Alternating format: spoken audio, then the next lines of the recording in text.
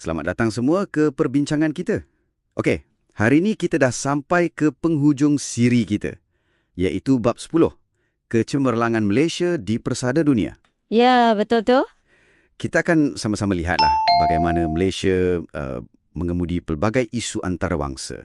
Ada isu sempadan, ada usaha kemanusiaan, kelestarian global. Kiranya skop dia luas juga bab ni. Betul. Bab ni memang menarik sebab ia tunjukkan macam mana negara kita, Malaysia, berinteraksi dengan isu-isu global yang ada kalanya agak kompleks. Kompleks, ya. Bukan setakat dasar luar aja, tapi kita nampak juga kebijaksanaan diplomasi, lepas tu keprihatinan rakyat kita sendiri, semangat sukarelawan. Kita akan sentuh 5 aspek utamalah dari bab ni. Okey, Chun.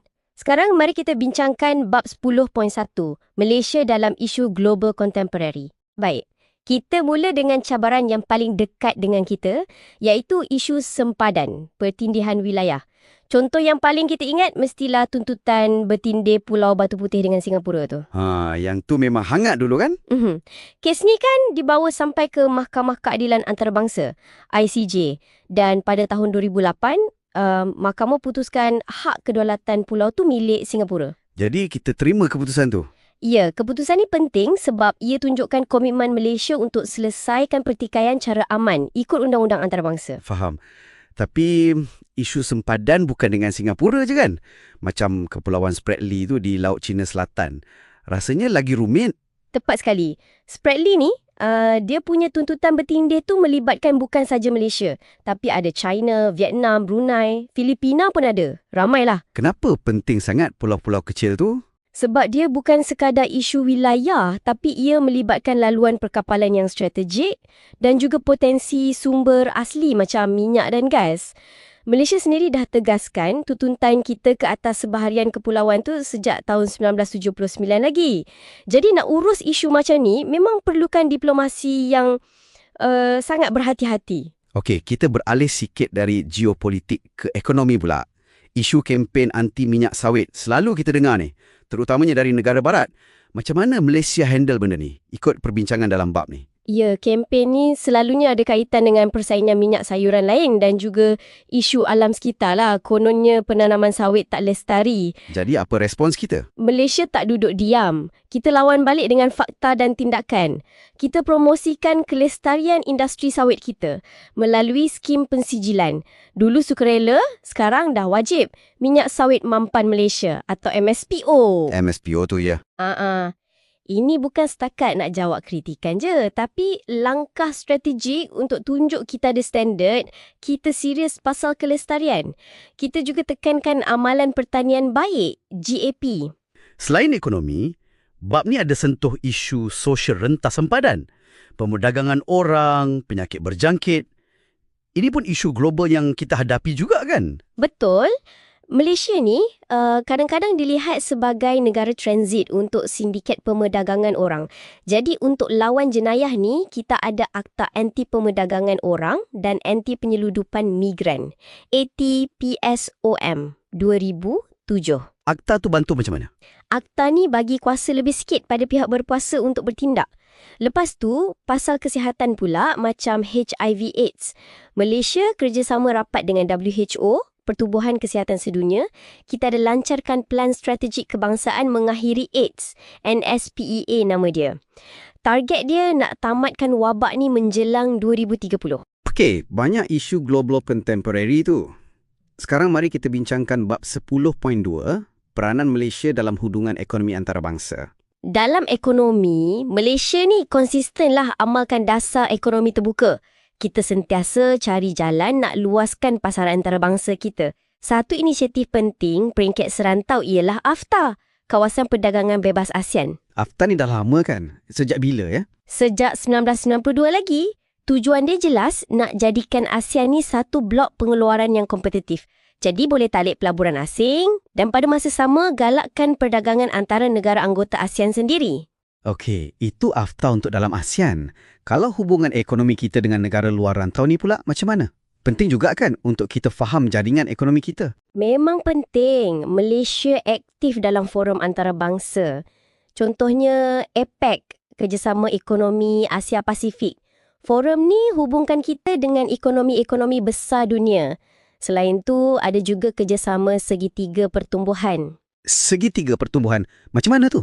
Contohnya, SIJORI, Singapura, Johor, Riau. Satu lagi IMTGT, Indonesia, Malaysia, Thailand. Konsep dia, kita bangunkan ekonomi bersama-sama kat kawasan sempadan negara jiran, guna kelebihan masing-masing. Menarik konsep tu. Kita tak boleh lupa juga pasal krisis kewangan Asia 1997-1998. Zaman tu memang mencabar betul. Ada sentuh tak dalam bab ni pasal pendekatan unik Malaysia masa tu? Ada. Ini satu momen penting dalam sejarah ekonomi kita. Masa tu, banyak negara ikut nasihat IMF, tabung kewangan antarabangsa. Tapi Malaysia, kita pilih jalan sendiri. Langkah paling orang ingat? Mestilah menambat kadar pertukaran ringgit kita pada dolar Amerika.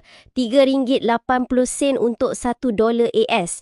Masa tu memang kontroversi sikit kat peringkat antarabangsa. Tapi langkah tu terbukti berjaya stabilkan balik ekonomi kita. Selain tambatan ringgit, kita juga terus bangunkan sistem keuangan Islam. Dan sekarang ni, sistem keuangan Islam Malaysia dah diiktiraf dunia.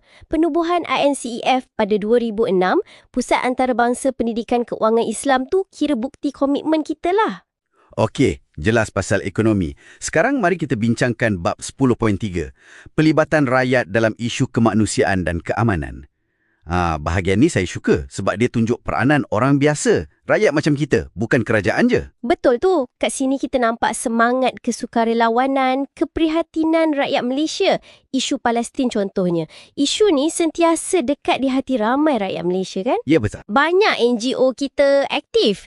Macam Aman Palestin, MAPIM, Majlis Perundingan Pertubuhan Islam Malaysia, Muslim Camp Malaysia, Cinta Gaza Malaysia, CGM. Semua ni gigih kumpul dana, hantar bantuan kemanusiaan terus ke sana. Selain isu Palestin yang memang berterusan, respons rakyat kita masa bencana alam pun cepat kan? Memang pantas. Contoh paling jelas, lepas tragedi tsunami 2004 yang landa Aceh kat Indonesia dan Sri Lanka. Oh ya? Masa tu memang teruk kan? Sangat teruk. Tapi rakyat Malaysia melalui NGO macam Mercy Malaysia, ABIM, Angkatan Belia Islam Malaysia, Yayasan Restu, antara yang paling awal sampai kat sana. Mereka bukan setakat bagi ubat makanan je tau. Apa lagi diorang buat? Diorang terlibat juga bina semula sekolah, rumah anak yatim. Ini betul-betul tunjuk semangat solidariti dan keprihatinan rakyat kita yang tinggi. Hebat semangat tu. Okey, seterusnya, mari kita bincangkan bab 10.4. Usaha mengekalkan kelestarian global. Pasal alam sekitar pula. Komitmen Malaysia kat peringkat global ni bukan benda baru sebenarnya. Satu bukti awal yang penting ialah Deklarasi Langkawi. Deklarasi Langkawi? Masa bila tu? Masa mesyuarat Ketua-Ketua Kerajaan Commonwealth, CHOGM, kat Langkawi tahun 1989. Deklarasi ni fokus pada isu-isu alam sekitar yang kritikal masa tu dan relevan sampai sekarang.